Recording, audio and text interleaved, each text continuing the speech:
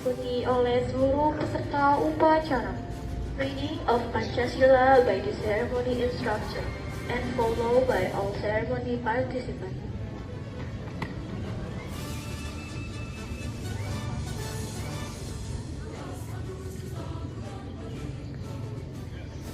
Pancasila.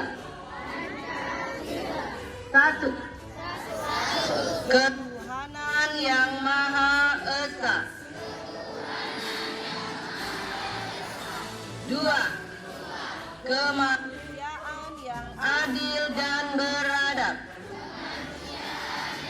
Penjajahan di atas dunia harus dihapuskan karena tidak sesuai dengan pri kemanusiaan dan pri keadilan. Berkat rahmat Allah yang Maha Kuasa dan dengan didorongkan oleh keinginan luhur supaya berkehidupan kebangsaan yang bebas, maka rakyat Indonesia menyatakan dengan ini kemerdekaannya.